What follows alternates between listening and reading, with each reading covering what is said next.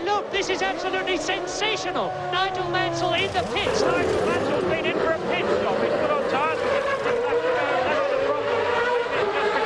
New tyres. He must have lost the lead to Senna. And dear oh dear, what a turn up for Mansell. I wonder why that happened, but in the meantime, there is the new race leader. Now Mansell just up to speed. There is Mansell behind. Coming down, he's got two back markers between him, but Mansell only just failed to make it out of the pits in front of Senna.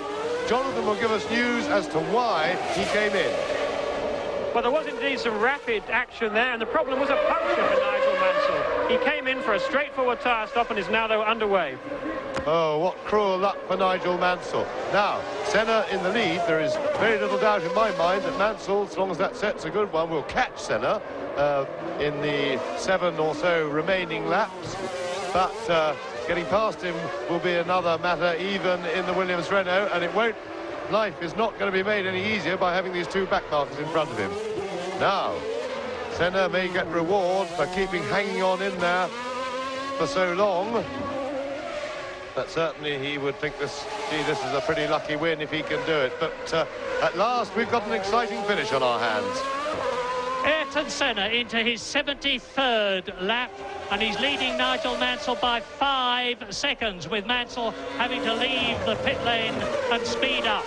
Now, Nigel Mansell, of course he wants to win this race, but in fact if he finished second he would still be commandingly in the World Championship lead, but he's certainly not giving in there, taking Eric Comas lap 73. After this we've got lap 74, 5, 6, 7 and 8, with the possibility of Ayrton Senna winning a Grand Prix for the first time since Australia 1991, having been beaten, of course, on the first 5 in South Africa, Mexico, Brazil, Spain and San Marino by the man who is second to him now.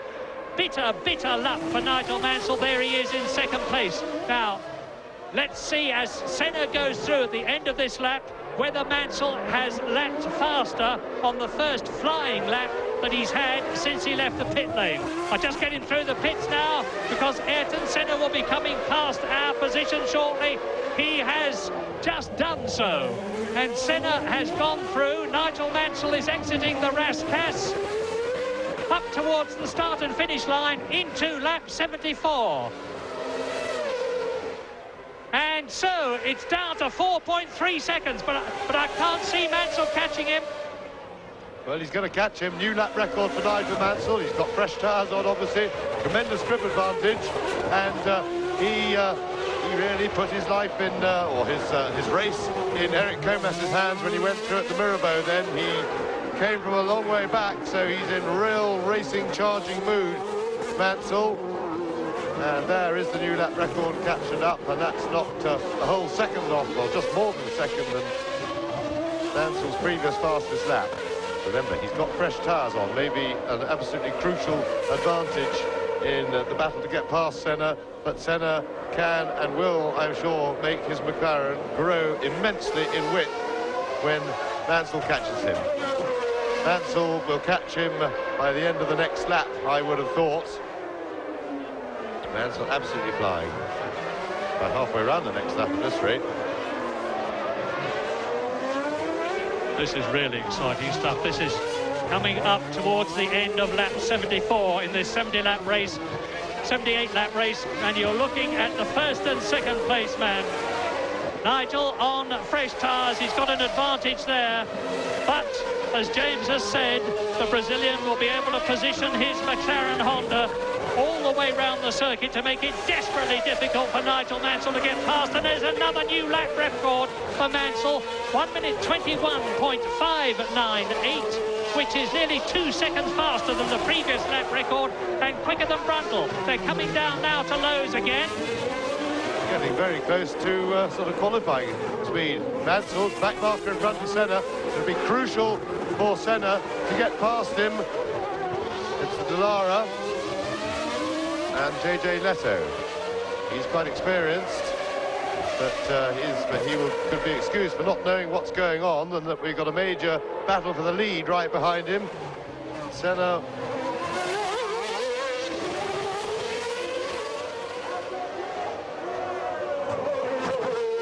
And Mansell made it through as well. Neto saw them coming, so that's one back marker out of the way. Senna won't want back markers in this. He'll fancy his chances to be able to block Mansell, I would have thought, without the help of any back markers. And as they come through to complete lap 75 with 3 laps to go after they have done so, Ayrton Senna has got to keep Mansell behind him for 3 whole laps. And Mansell will never have been more determined to get past anybody. These two are the implacable rivals in Formula One. And you can see for yourselves what the situation is now as Mansell swarms around all over the McLaren. Into Casino Square again. There's 3 laps of this that Ayrton Senna has got to resist. And Nigel Mansell knows that the man ahead of him is the man that can deny him his 6th successive Grand Prix victory and his first Monaco Grand Prix win. And it could be the chicane. Remember that last year, the chicane that they approach after they have left the tunnel is where Mansell did his stupefying passing manoeuvre on Alain Prost Ferrari to move up to 2nd place. This is where he did it. Senna probably remembers that too. This is lap 76. They're going to be starting the last lap of 1 at the end of this one. What a battle for the lead.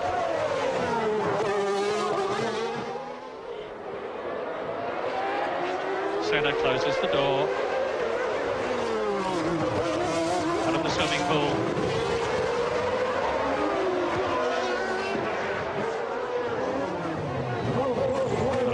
Now, this is Mansell's opportunity as they come up to Saint-Devote. He's tucked right under the rear wing of Ayrton Senna's McLaren. This is the start of lap 77, the last lap but 1. Even if Mansell doesn't get past Senna, and he's going to have a job, this is going to be probably the closest finish we've ever had at Monaco. This is really tremendous stuff. Nigel Mansell really showing us what he hasn't had a chance to show us all year, what a racer he is. And this is it. And Senna, all his skills involved. He's got a much slower car, courtesy, quite apart from the different relative performance of the actual cars. He's got very clapped out tyres on his car. Mansell's got fresh rubber on, all the grip in the world, but this is narrow, this is Monaco. And it will be a major achievement if Mansell can get past. Right with him, Senna blocking away and sliding a lot, Senna knocking it down. And he almost came to a dead stop there. Mansell weaving this way and that way, but Senna won't let him past. He's got the racing line, he's going to keep it. This last lap coming up, of course, is going to be the crucial one. See, Senna's just got to put his car in the right position, and there's no way the Mansell could get through, and it won't be at the Rascasse. It could be at Saint-Devote again. But Senna demonstrates that Honda have caught up with Renault as terms of engine power. Mansell said they had yesterday, and Senna actually pulls away a little bit last lap. You can see how careful Senna is as he exits the Rascasse. He doesn't hurry through it. He gets the car pointed and gets on the power very early, and that's protected him each time. And Senna through the Casino Square, down the hill to Mirabeau is an important point, but he's got just enough breathing space there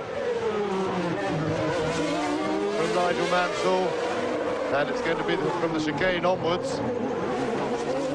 No passing here, down the Portier, not into the tunnel. Senna early on the power, I'm sure. Now through the bend in the tunnel. It's got to be a brilliantly courageous move by Nigel Mansell if he's going to win the Monaco Grand Prix for the first time, because Senna knows that he's got considerably less than half a lap between himself and his first victory of 1992. This is the swimming pool.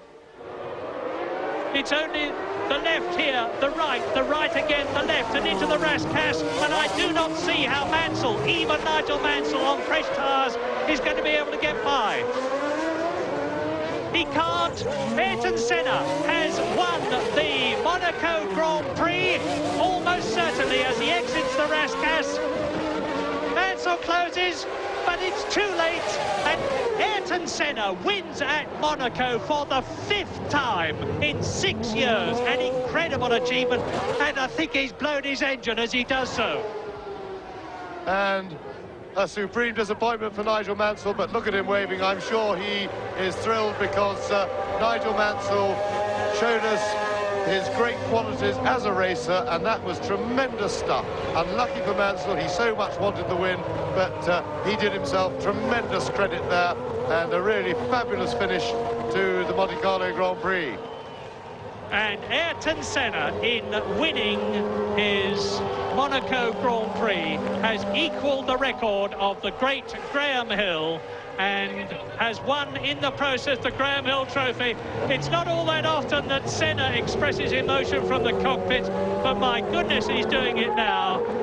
He might be feeling, I'm on the way back. Well, he is on the way back, but with no discredit to him or to McLaren Honda, I'm afraid it was, as far as Nigel Mansell is concerned, once again, bad luck that defeated him. Once, the last 5-6 laps, I realized I was in the lead. I had nothing else to give. The tires were completely worn out. They were good for the whole race, but they were worn out at the end. There was no grip. And he had new tires. He was coming for everything. So I knew he would be in for a major one in the last 3 laps.